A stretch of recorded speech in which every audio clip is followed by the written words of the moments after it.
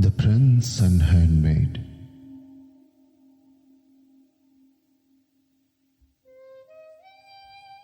A prince, while engaged on a hunting excursion, espied a fair maiden, and by promises of gold induced her to accompany him. After a time she fell sick, and the prince had her tended by divers physicians, as, however, they all omitted to say, God willing, we will cure her.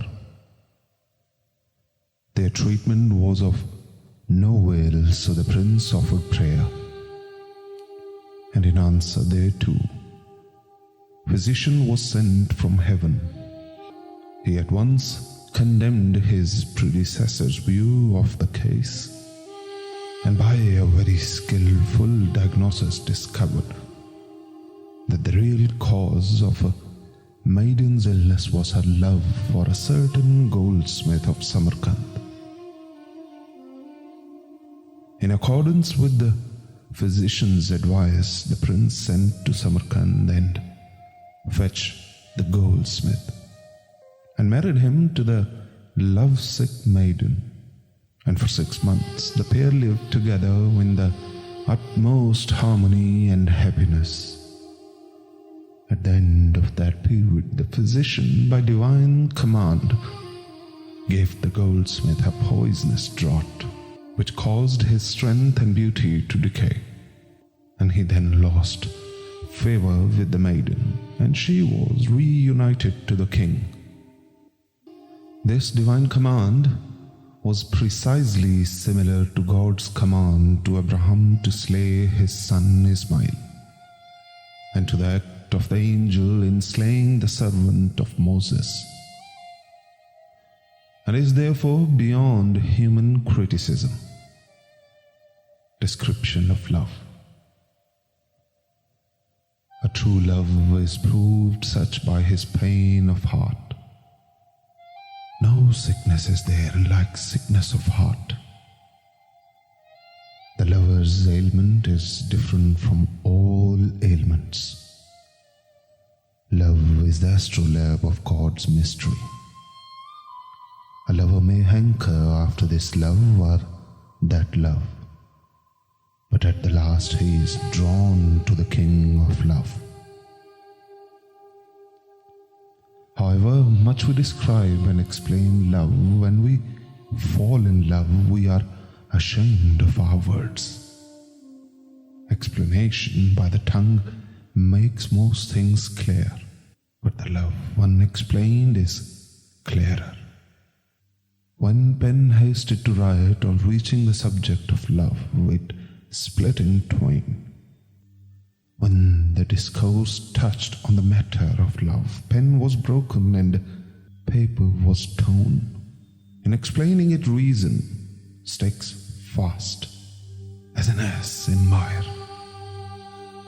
Naught but love itself can explain love and lovers. None but the sun can display the sun.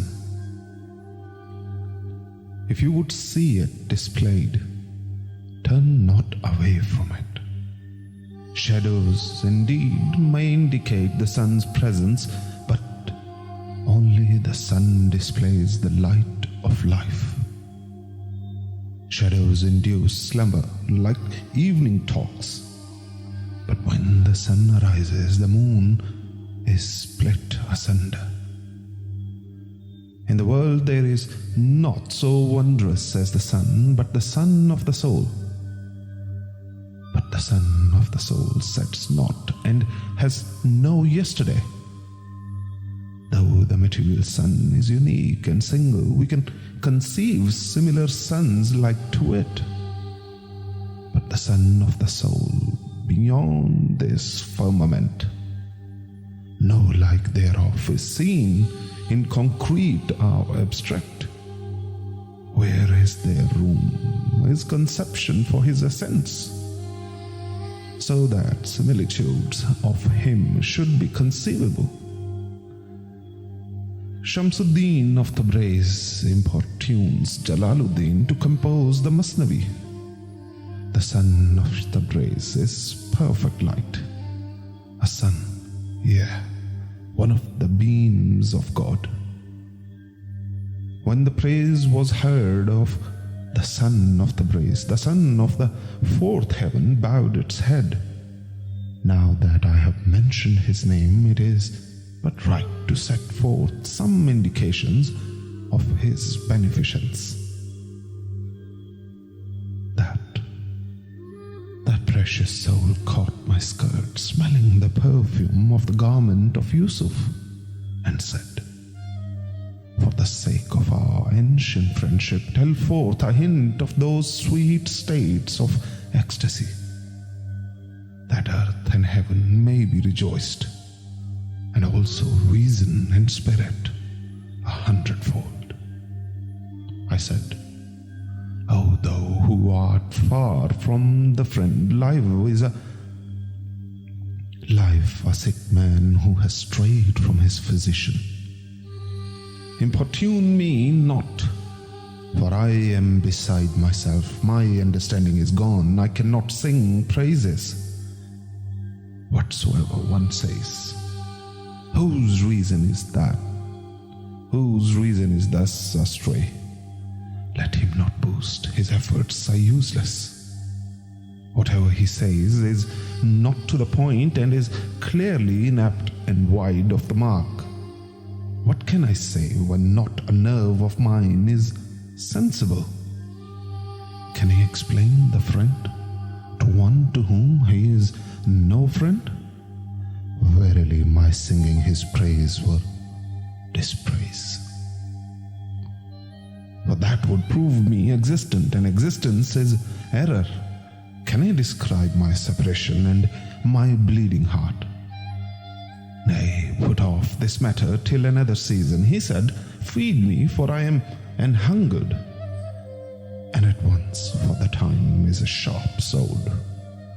O comrade, the Sufi is the son of time present. It is not the rule of his canon to say, "Tomorrow." Can it be thought thou art not a true Sufi? Ready money is lost by giving credit. I said, "This is the best to veil the secrets of a friend, so give good heed to the morals of these stories. That is better than the secrets of the friend should be noised abroad in the talk of strangers." He said, "Without veil or covering or deception, speak out and vex me not. O man of many words, strip off the veil and speak out, for do not I enter under the same coverlet as the beloved?" I said, "If the beloved were exposed to outward view, neither would not thou endure, nor embrace, nor form. Press thy suit, yet with moderation. A blade of grass cannot pierce a mountain.